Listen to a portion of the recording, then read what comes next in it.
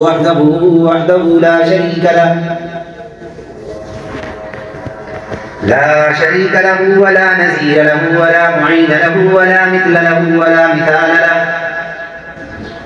وصل على سيد الرسل وخاتم الأنبياء. أما بعد، فأعوذ بالله من الشيطان الرجيم. بسم الله الرحمن الرحيم. إنا أنزلناه في ليلة القدر وما أدراك ما ليلة القدر. ليلة القدر خير من 1000 شهر.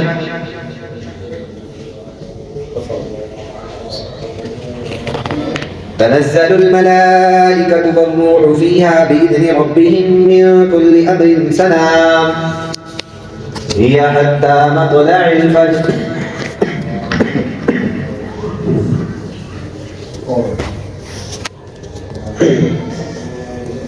قال النبي صلى الله عليه وسلم: الدين النصيحة.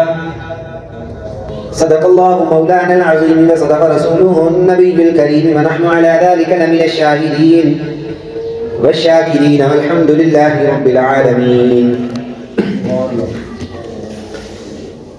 اللهم صل على محمد وعلى آل محمد كما صليت على إبراهيم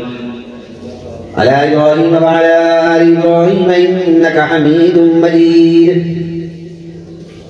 اللهم بارك على محمد وعلى آل محمد كما باركت على إبراهيم وعلى آل إبراهيم إنك حميد مجيد. عزیزان گرامی قدر، میرے عزیز دوستوں، بزرگوں، بھائیوں، آپ حضرات کے سامنے قرآن مجید فرقان حمید کی ایک سورت تلاوت کی ہے. اللہ رب الجلال اپنے فضل و کرم سے جو کچھ میں کہوں آپ سنیں، ہمیں عمل کرنے کی بھی توفیق عطا فرمائے. رمضان المبارک کی بابرکت راتیں، بابرکت دن بالکل عین قریب آنے کو ہے. اس سے پہلے پچھلا جو مہینہ گزر گیا ماہ رجب المرجب کا، ایک بہت قیمتی مہینہ، عبادت کا مہینہ، اور اب شعبان المعظم کا مہینہ جا رہا ہے. ابتدا ہے.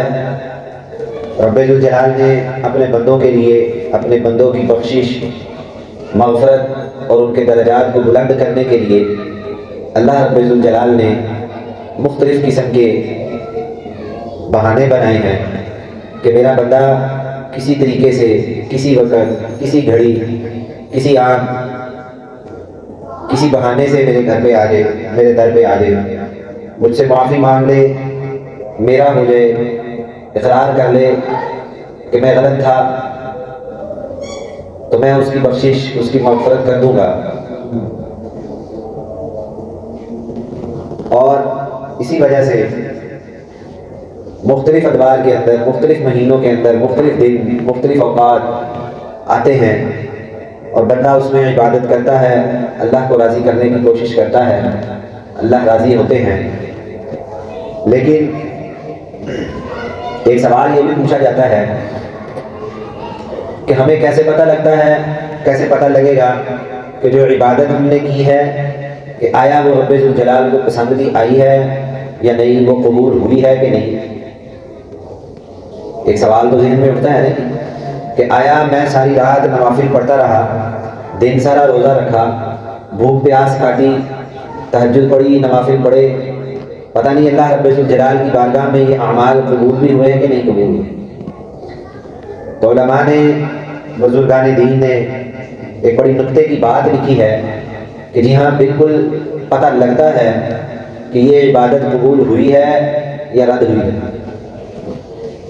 اگر تو اس عبادت کو کرنے کے بعد انسان کا دل دوبارہ اللہ رب الجلال کو منانے کو کرتا ہے، دوبارہ اللہ رب الجلال کی عبادت کرنے کو کرتا ہے، یا اس عبادت کے بعد اس کو دوبارہ عبادت کرنے کا موقع ملتا ہے، تو یہ ان علامات میں سے ایک علامت یہ ہے کہ اس کی، اس دن کی، اس وقت کی، اس گھڑی کی عبادت قبول ہوگی. جس کی وجہ سے رب ذوالجلال نے اس کو یہ انعام عطا فرمایا کہ بندے تیرا اس دن کھڑا ہونا مجھے انتہائی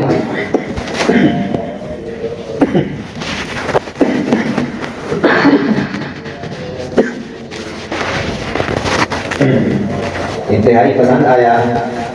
اب اس کے انعام میں اللہ رب ذوالجلال تمہیں کیا عطا فرما رہے ہیں؟ یہ انعام عطا فرما رہے ہیں کہ اب دوبارہ اپنے دربار میں حاضری کی توفیق عطا فرما رہے ہیں۔ اگر پہلی ہی قبولیت، پہلی ہی حاضری ایسی ہو گئی کہ جو ناقابل قبول ہے تو دوبارہ حاضری کی توفیق کہاں سے ملے گی؟ تو اللہ رب ذوالجلال سے ہمیں یہ دعا کرنی چاہیے کہ اللہ تو اپنے فضل و کرم سے، اپنی رحمت سے، اپنے لطف و کرم سے جو بھی تیرے آگے ہم سجدہ ریزی کریں، جو بھی عبادت کریں، اے کریم آقا تو اپنے فضل و کرم سے اس کو قبول عطا فرما۔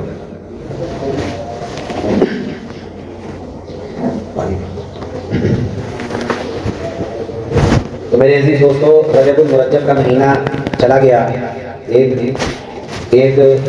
قیمتی مہینہ تھا، عبادت کا مہینہ تھا۔ اب دوسرا مہینہ ہے شعبان المعظم۔ حضرت ام المومنین صدیقہ کائنات حضرت سیدہ عائشہ صدیقہ رضی اللہ تعالی عنہ فرماتی ہیں کہ ہم نے اپنی زندگی کے اندر نبی اکرم صلی اللہ علیہ وسلم کو 2 مہینوں کے اکٹھے روزے رکھتے ہوئے نہیں دیکھا، الا یہ کہ شعبان اور رمضان کے دونوں مہینوں کے روزے اکٹھے رکھا کرتے تھے۔ نبی علیہ السلام جن کے لیے اس دنیا کو بنایا گیا، جن کے لیے اس کائنات کو تخلیق کیا گیا، جن کے لیے اس کائنات کا ذرہ ذرہ سنوارا گیا، ان کی عادت مبارکہ کیا تھی؟ ان کی عادت شریفہ یہ تھی کہ وہ رمضان المبارک آنے سے پہلے، رمضان المبارک سے پہلے شعبان المعظم کے اندر روزے رکھنا شروع کر دیا کرتے تھے۔ آج ہماری بدقسمتی، بدبختی یہ ہے کہ ہم رمضان کے روزے نہیں رکھتے۔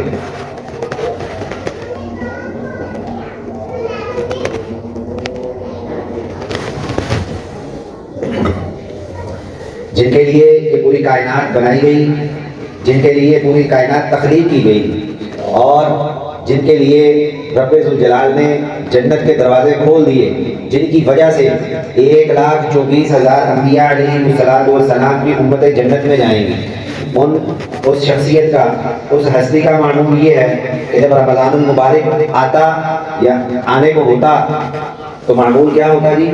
معمول یہ ہوتا کہ شعبان کے اندر ہی روزے رکھنے شروع کر دیتے، شعبان کے اندر ہی روزے رکھنے شروع کر دیتے، رمضان کی تیاری کرنا شروع کر دیتے۔ اور ہمارے ہاں معمول یہ ہے کہ رمضان آ کے چلے بھی جاتا ہے، پتہ بھی نہیں ہوتا کہ رمضان آیا اور چلا گیا، نہ رمضان کی برکتیں ہم سمیٹ سکتے ہیں اور نہ ہی رمضان المبارک کی بابرکت ساتھوں کو اپنے اندر سمو سکتے ہیں۔ یہی رمضان المبارک ہے کہ انسان کی تربیت کا مہینہ قرار دیا گیا اس میں۔ فرمایا جو رمضان المبارک کا مہینہ ہے یہ انسان کی تربیت کا مہینہ ہے، سارا سال انسان اس مہینے کے اندر اپنی روٹین کو صحیح کر لے گا، ٹھیک ہے؟ اس مہینے کے اندر اللہ تعالیٰ کی عبادت کر کر اپنی روٹین کو صحیح کر لے گا۔ اگر 5 وقت کی نمازوں کی روٹین اس کی خراب ہو گئی ہے تو اس رمضان المبارک کے اندر انسان کو یہ کرنا چاہیے کہ 5 نمازیں باوقت، 5 نمازیں باجماعت ادا کرنی شروع کر دے۔ اس سے ہوگا کیا کہ سارا سال اس رمضان کی برکت سے اس کی 5 نمازیں قضا نہیں ہو پائیں۔ اور اگر قرآن مجید پڑھنے کا معمول بنانا ہے تو بھی اسی رمضان المبارک کے اندر بیٹھ کر کے اپنا ٹائم سیٹ کر لے کہ میں نے اس وقت کے اندر قرآن مجید کی تلاوت کیا کرنی ہے۔ اگر نوافل پڑھنے ہیں تو بھی اس رمضان المبارک کے اندر اپنی ٹائمنگ کو سیٹ کر لینا، اللہ رب ذوالجلال اس کے لیے آسانیاں پیدا کر دے گی۔ ہمارے ہاں ہوتا کیا ہے کہ الٹی ہی ہوتا ہے، رمضان المبارک آتا ہے، سحری سے 10-15 منٹ پہلے اٹھنا ہے، سحری کھانی ہے، ادھر ہی کھانی، ادھر ہی سو جانا، وہیں سے اٹھنا، منہ دھونا، کام پہ آنا، کام سے افطاری کے لیے چھٹی کر کے دوبارہ گھر چلے جانا، سو جانا، بس اس سے زیادہ اور کچھ نہیں۔ جبکہ رمضان المبارک ایک ایسا مہینہ ہے جس کے اندر انسان کو اپنے وہ تمام نیک اعمال کا معمول جو ہے وہ بنا لینا چاہیے۔ نماز پابندی کے ساتھ، قرآن پابندی کے ساتھ، ذکر اذکار پابندی کے ساتھ، جو بھی نوافل پڑھنے ہیں ان کی ترتیب علیحدہ سے بنا لے۔ اب انسان کام بھی کرے، اپنی عبادت بھی کرے، سارا سال کا معمول بن گیا۔ اور اگر انسان اپنا معمول نہیں بناتا تو پھر اس کا یہ ہوتا ہے کہ انسان دل کرے نماز پڑھ لی، دل کرے قرآن پڑھ لیا. کئی لوگ ایسے ملا کرتے ہیں، کئی لوگوں سے بات ملاقات ہوتی ہے، کئی لوگ یہ بات کرتے ہیں کہ مولوی صاحب پتہ نہیں کم سے قرآن مجید پڑھا ہوا ہے یاد نہیں. کئی لوگ رمضان المبارک کے اندر بات کرتے ہیں کہ پچھلے رمضان المبارک میں قرآن مجید کھولا تھا اور آج کھول رہے ہیں. تو میرے بھائی یہ شریعت، یہ دین، یہ مذہب صرف ہمیں کتابوں کو بند کر کر رکھنے کے لیے نہیں دیا گیا. یہ قرآن مجید ہمیں بند کر کر رکھنے کے لیے نہیں دیا گیا، بلکہ اس کو پڑھنے کے لیے دیا گیا، اس پر عمل کرنے کے لیے یہ اس کو اتارا گیا. اور ہماری بدبختی یہ ہے کہ قرآن کے ہوتے ہوئے بھی ہم بھٹکتے پھر رہے ہیں. تو یہ جو مہینہ ہے شعبان المعظم کا، اس مہینے کے اندر حضور نبی اکرم صلی اللہ علیہ وسلم کا معمول یہ ہوا کرتا تھا کہ حضور نبی اکرم صلی اللہ علیہ وسلم رمضان المبارک سے پہلے رمضان کی تیاری کر لیا کرتے. رمضان المبارک سے پہلے رمضان کی تیاری کرنا شروع کر دیا کرتے تھے کہ رمضان المبارک کے اندر جب پہنچے تو پھر کسی قسم کی کوئی دقت، کوئی دشواری، کوئی پریشانی نہ آئے. اگر روزہ رمضان المبارک پہ رکھنا ہے تو اس کی پریکٹس اور اس کا معمول نبی علیہ الصلوۃ والسلام شعبان المعظم میں ہی کرنا شروع کر دیا. عبادت کرنی ہے تو شعبان المعظم کے اندر ہی نبی علیہ الصلوۃ والسلام عبادت شروع کر دیا کرتے. قرآن کی تلاوت ہے، صحابہ اکرام کا معمول ہے، جو بھی تھا وہ سارا کا سارا نظام شعبان المعظم کے اندر بنا لیا کرتے تھے. اور رمضان المبارک کے بابرکت ساٹھے، رمضان المبارک کی بابرکت گھڑیاں حضور نبی اکرم اور صحابہ اکرام رضوان اللہ علیہم اجمعین اس طرح سے آسانی سے گزار دیا. یہ معمول بن جاتا ہے. اب اگر ہم رمضان المبارک کے اندر رمضان کی عبادت کا معمول بنانا شروع کر دیں گے تو ایک تو وقت ضائع ہونا شروع ہو جائے گا. ہم کہیں گے نہیں یار ذکر کرنا ہے کل سے شروع کریں گے، تہجد پڑھنی ہے کل سے شروع کریں گے، قرآن پڑھنا ہے کل سے شروع کریں گے، جو بھی نوافل پڑھنے ہیں کل سے شروع کریں گے. اور اگر یہی عبادت ایک مہینے پہلے سے کرنا شروع کر دی تو عبادت جو ہے یہ عادت بن چکی ہوگی. اب اگر رمضان المبارک کا یکم رمضان المبارک آیا تو تہجد شروع ہے، پہلے سے تہجد پڑھی جا رہی ہے. رمضان المبارک آیا، روزہ رکھنا ہے تو رمضان کا روزہ رکھنے سے پہلے شعبان کے روزے رکھنے شروع کر دیے ہوئے. اب طبیعت کے اندر سستی اور کاہلی نہیں پیدا ہوگی. شریعت اسلام نے ہر چیز کو واضح اور کھول کھول کر بیان کر دیا اور نبی علیہ الصلوۃ والسلام نے بتا دیا کہ یہ کام کس طرح سے کرنا ہے. قرآن مجید کے اندر اللہ رب الجلال ارشاد فرماتے ہیں اطیعوا اللہ و اطیعوا الرسول، اگر میری اطاعت کرنی ہے تو میرے نبی کی اطاعت کرو. اگر کوئی کام کرنا ہے تو وہ کام ویسے کرنا ہے، کسی کام کو کرنے کا حکم دیا ہے تو وہ کام ویسے کرنا ہے کہ جیسے میرا نبی کرتا ہے.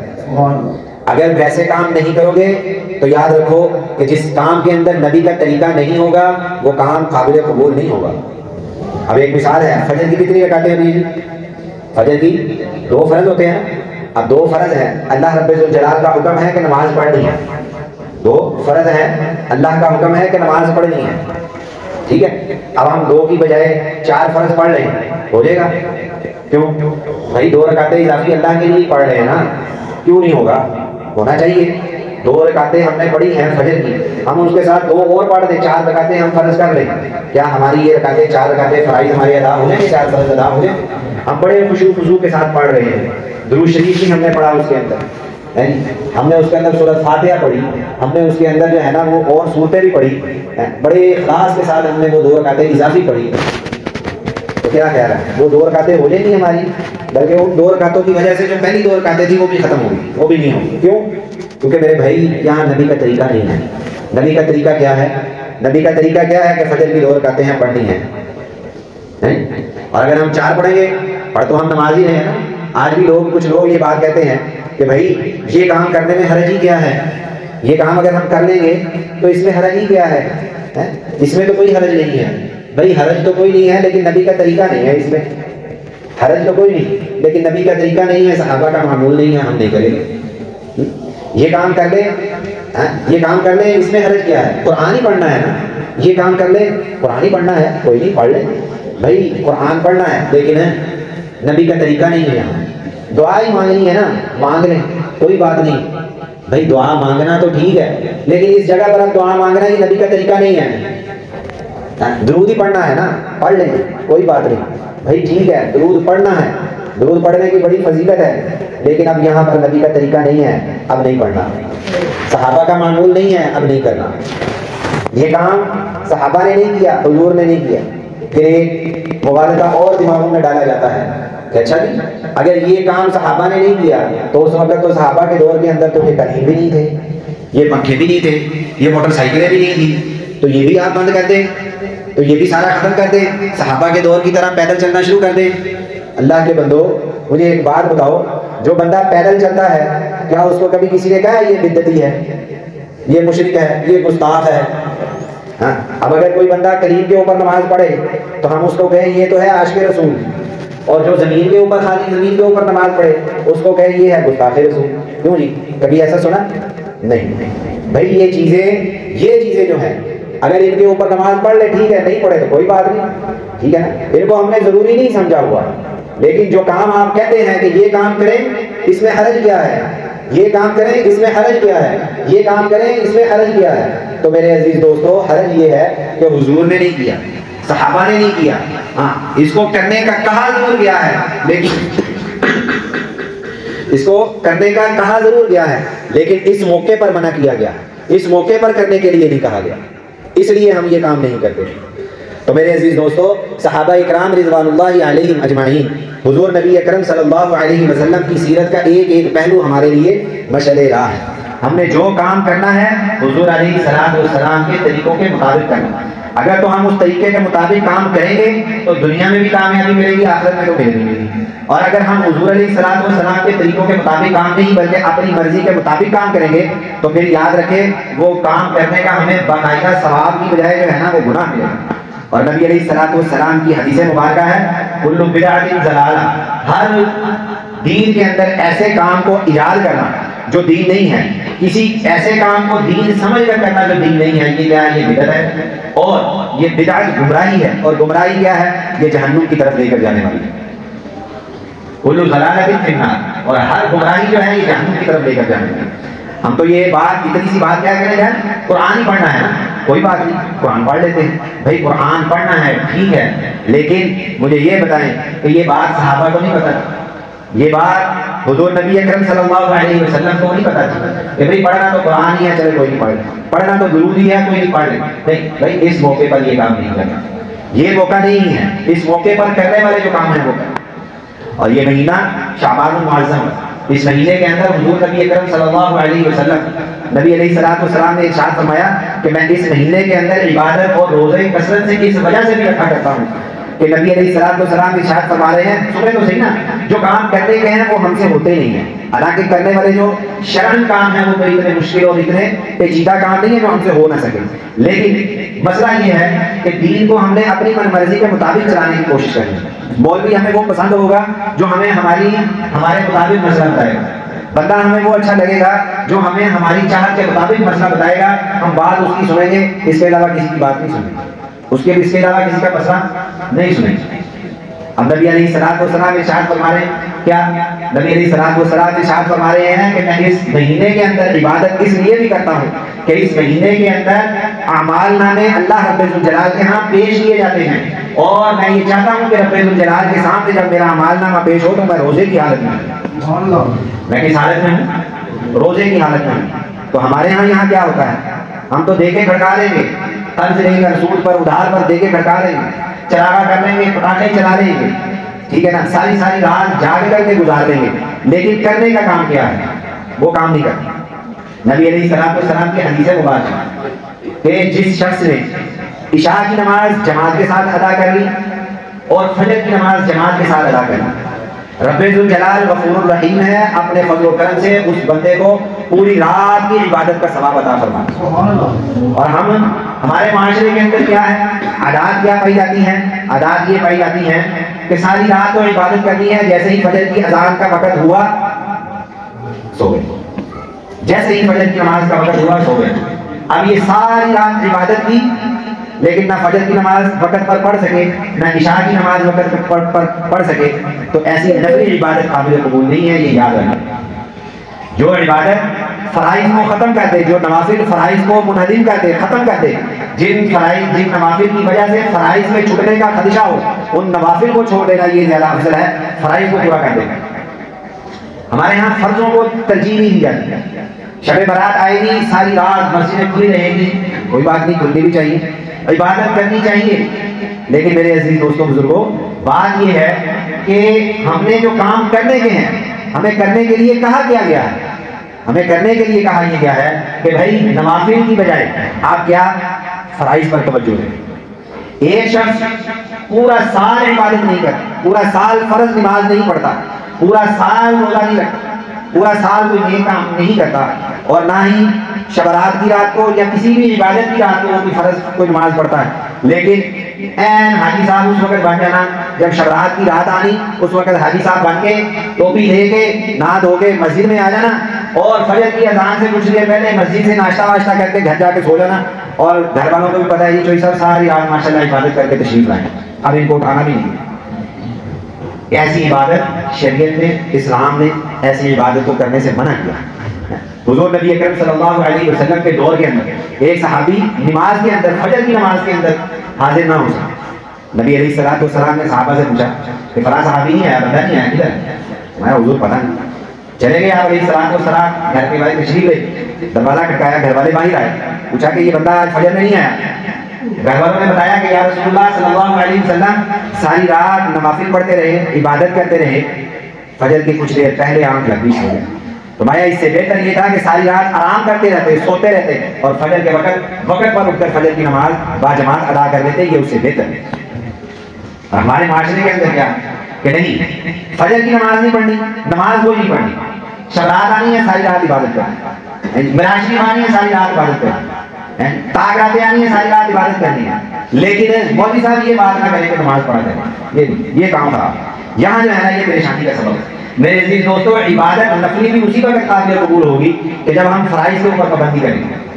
یاد رکھیں، نفل کی بجائے انسان اگر اپنی وہ نمازیں پڑھنا شروع کر دے جو اس کی قضا ہوئی ہیں، جو اس کی قضا ہوئی ہیں، بلوغت سے لے کر جب تک انسان کی زندگی ہے، یعنی کہ جس دن سے بالغ ہوا ہے اس دن سے لے کر آج تک جس بندے کی جتنی نمازیں چھٹی ہیں، نیت کر لے کہ نوافل کی بجائے میں نے وہ ادا کرنی ہے، اس کو نوافل کا بھی ثواب ملے گا، اس کی نمازیں بھی اتر جائیں گی، اس کی نوافل کو بھی، اس کا نفل پڑھنے کا بھی اس کو ثواب اللہ رب الجلال اپنے کارخانے سے دے گا، اور اس کا پچھلا قرض بھی اتر گیا۔ اور یاد رکھیں کہ اگر نمازوں کا بوجھ لیے انسان مر گیا تو یہ یاد رکھیں کہ یہ حقوق اللہ اور حقوق العباد، یہ تو بات کہی جاتی ہے کہ حقوق اللہ تو اللہ رب الجلال اپنے فضل و کرم سے معاف فرما دے گی، لیکن حقوق العباد جو ہے وہ اللہ رب الجلال بندوں کے چاہنے پر ہی معاف فرمائیں گے۔ لیکن یہ پہلے ہمیں یقین ہونا چاہیے کہ کیا واقعی ہماری ایسی صورتیں وہاں جا کے ہوں گی کہ اللہ رب الجلال ہمارے اوپر سے حقوق اللہ بھی معاف فرما دیں گے، کیا حقوق اللہ بھی معاف فرما دیں گے؟ 60 سال کی زندگی کے اندر اگر ہم نے 15 سال بھی نمازیں نہ پڑھی تو حقوق اللہ کہاں سے معاف ہوں گے ہمارے؟ 60 سال کی زندگی میں 15 سال بھی نمازیں نہ پڑھی ہوں تو حقوق اللہ کہاں سے معاف ہوں گے؟ یہ تو عادی مجرم جو ہوتا ہے اس کو تو دنیا والے بھی نہیں چھوڑتے ہیں، یہ عادی مجرم ہے، اس کو پکڑ لو۔ تو میرے عزیز دوستو مسئلہ یہ ہے کہ عبادت، نفلی عبادت قابل قبول اس وقت ہوگی کہ جب ہم فرائض کی پاسداری کریں۔ جب ہم فرائض پورے نہیں کر سکیں گے تو پھر یہ بات اپنے دل اور دماغ سے نکال دیں کہ یہ جو کام کر رہے ہیں یہ ہم شریعت کے مطابق کر رہے ہیں، یہ سنت کے مطابق کام کر رہے ہیں، یہ جاگنا ہمارا سنت کے مطابق ہے، یہ دماغ سے ہم نکال دیں یہ چیزیں کہ یہ سنت کے مطابق نہیں ہے، یہ چاہت کے مطابق ہے۔ دین کی اتباع کا نام ہے، دین کی اتباع کا نام، جو نبی علیہ السلام نے کیا ہمیں وہ کرنا پڑے گا۔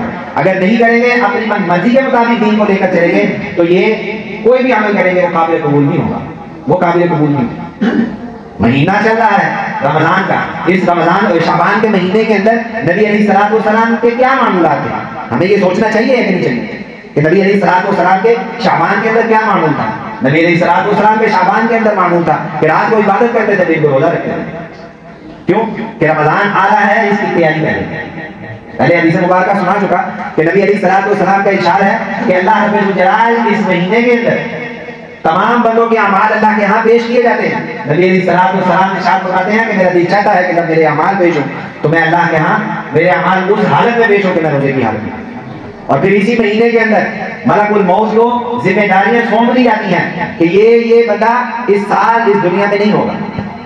پھر نبی علیہ السلام فرماتے ہیں میرا دل چاہتا ہے کہ میں اس حالت میں ہوں کہ میرا سارا کا سارا معمول میں روزے کی حالت میں ہوں۔ اور ہمارے معمول کیا ہیں ہمیں تو خبر ہی نہیں ہے۔